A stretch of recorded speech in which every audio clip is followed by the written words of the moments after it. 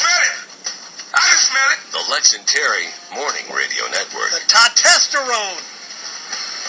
Good time to run that one, because with our next subject matter, we're going to need all the testosterone we can get. The testosterone. Monica Sarley is her name. Monica. Hi, guys. She has written the book Menipulation. What the Yes, hell? I have. What the hell? What the hell is wrong with you, Monica? What is wrong with me? Nothing's wrong with me. How dare you use your girly parts for the common good of your own needs? Hey, a girl's got to do what a girl's got to do. All right, what made you decide to write this book? The reason I wrote this book is because I'm a survivor. I survived a 15-year heroin addiction. I survived running around in the ghetto in Kansas City, hoping I wouldn't get killed by the murdering drug dealers I knew. Mm-hmm. I survived being sexually violated as a child, and I survived a devastating divorce.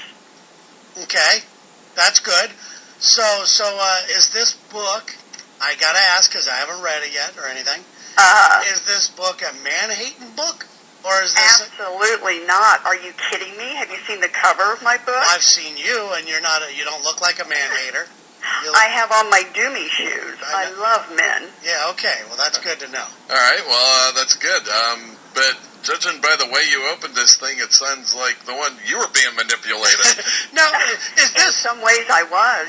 Are you trying to show other women how to manipulate dudes, or are you trying to show people that there's life after manipulation? I'm trying to show there is life after manipulation. Okay, well, that's All right. good. That's good. All right, a little positive angle on this one. Mm-hmm. But how many women do you know? Because I think it's pretty inherent that women know that they have power over guys. And us guys will admit it. We know this. You guys do? Oh, God, yes, we admit it. But a lot of the times we just are, we know we're being used, but you still have what we want, you know? Yeah, but I think you like it at times. Well, sometimes, yeah, but I don't want any drama, you know? Right. No, I mean, you know, the chase, the grab, the prize, the whole thing. Yeah, it's fun. Mm-hmm. Sure. I agree. Yeah, so what are some of the things that you used to do to men to get what you want? Just serve up the sex or what? Serve up sex. Well, you know, that always, that works like a charm. Oh, God, yes. But it can also be things like, for me, with a man, staying in character. Don't be bitchy. Don't ask a lot of questions. Know when to keep your mouth shut. Make him feel smart, strong. Make him feel wanted and needed. And listen to him. I want to kill you.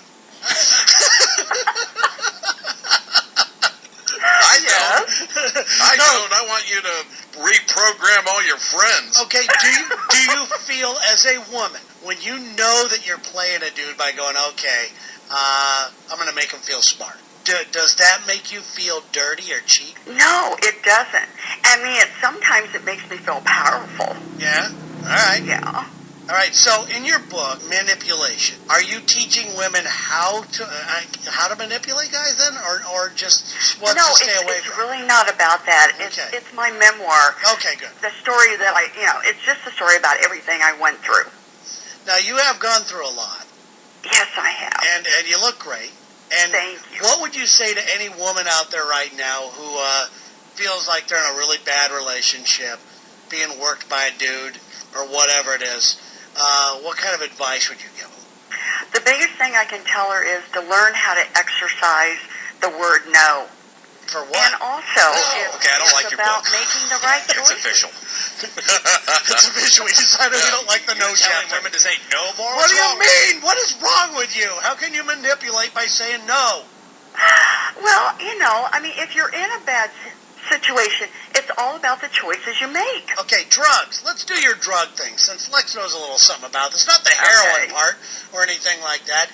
At what point was your lowest? My lowest point was probably when our families had it with us, and they were done. They were done. All right, so say like I'm your heroin dealer,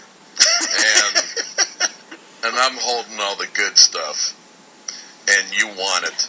Who's manipulating who? Oh, good question. Oh, well, of course, I'm going to manipulate him, especially if I don't have a lot of money at that point. But once again, is he not manipulating you? Yeah, By well- saying, hey, about Yeah, this? I mean, it's Who's it's to a say? two-way street. Of course Yeah. he is. Who's to say I'm not going to make you do unspeakable things so you can get your little high you need so bad? Oh, God, you should see what he has me do. That's crazy. The drug stuff, how does a pretty chick like you get wrapped up in that? You know, it was just something, we fell into. I did this with my husband. I was going to say we. What are you talking about? Yeah, Okay. it was Oh. my husband and I. Okay, so obviously you are no longer with this guy. No. Okay. And what does he feel about this book? Well, unfortunately, he doesn't feel anything about the book because he died 10 years ago. Well, I really need to read your book. I'm sure that's in there. No, and that's okay. I understand that. Okay. He didn't make it. 1% of heroin addicts make it. Really? And I've been clean 25 years. Well, That's what congratulations. the book's all about. That's great. All right, well, very cool. And so drug addiction you've overcome. Mm-hmm. Douchebaggery guy. So actually, was it you that got him to do heroin, or was it he that got you to do it?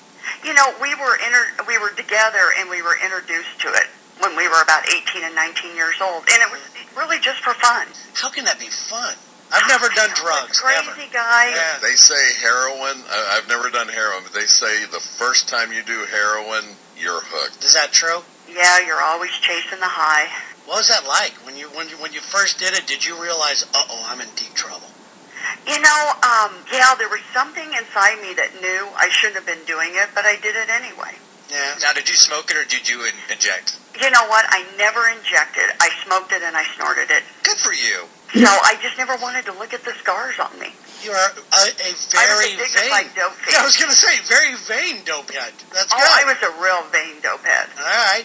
So Those are funny jokes. So when you were with your husband doing this whole thing, when you got into this, was the marriage good? Was it just a thing where you guys were hanging out, you were making ends meet, you were living, we're married, let's do this. I don't understand. You know what?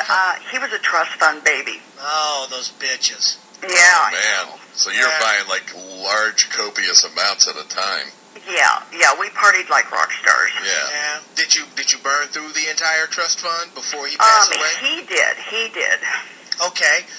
Now I'm getting super interested here. Mm-hmm. When you met this guy, obviously you knew he was probably a trust fund baby. He had some cash. You know what? At the time when I met him, I was 17, so I really didn't know the kind of money his family had. But was he older? And he was only a year older. Okay, but at one point you learned he had money, and do you believe that you did a lot of this stuff with him and played his little game and made him feel special because he had cash?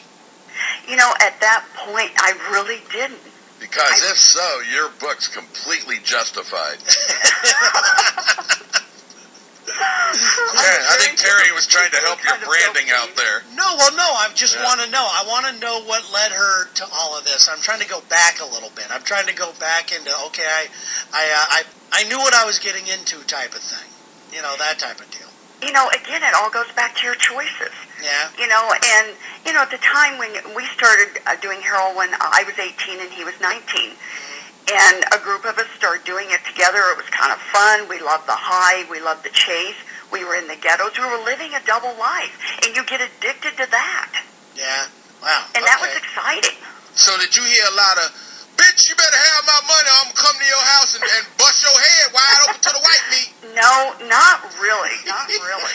To the white meat. Did you hear if you let your chick do me, I won't make you pay for your heroin? And I never had to do that. No? Yeah, because we're way. We had money. I don't know why we're so interested in this, all of the drug part all of a sudden. I'm finding out I'd be Well, one I evil just drug had to dealer. do my husband. Yeah, all right, your calls are coming in at 866-977 to us. Well, I'm telling you, man, so this memoir of yours, obviously you've led a pretty tragic and now celebrated life. Absolutely. What do you think was the biggest thing to overcome, the drugs or just a douchebag relationship? Once I got clear in my mind, I was done with the drugs. I was done. Mm-hmm. But it was then putting your life back together. How long did it take you? How long did it take you? Because there's a lot of women out there listening right now that are probably in a bad relationship, doing things they didn't want to do, and things like that.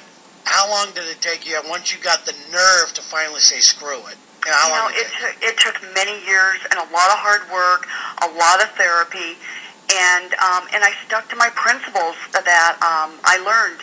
Don't lie, run your story, and help other people. Did he die before you decided to get out of the relationship? No, we cleaned up together, or I thought we were cleaning up together, and he started using again, and then he found out he had hepatitis C. Oh, okay. And once he heard that, he checked out. And when I found out he was using, I just said, it's not an option for you to live in this house anymore because you're a threat to my sobriety. And then he went and died. And he left me for someone else who was going to let him drink and drug. And we stayed friends till the day he died. And I loved him till the day he died. Did you guys have any kids from this? No, we didn't. That was probably the most responsible thing I did as a dope fiend. I didn't have any kids. Well played. Yes. Oh, my God. Did you not want to have kids because of what happened to you as a kid? It really... Maybe I always felt somebody wasn't really always there for me, even though my parents tried to do their best. I just felt with him, I didn't want to have kids. Yeah, I got you. Because I knew he would never really help take care of them. And he ended up having 2 other kids with the woman he left me for, and he never wanted anything to do with the kids, and that was tragic. Yeah, it's bad. That was sad. Well, listen, you've recovered quite nicely. You got yourself a book. Sounds like it's pretty interesting. We will check it out. It's called Manipulation. Your website is The Men Wars. TheMenWars.com. All right, do you have a guy in your life now? Yeah, I do. All right. She says hesitantly. Yeah, do you run him? No, not hesitantly. Do you run him around?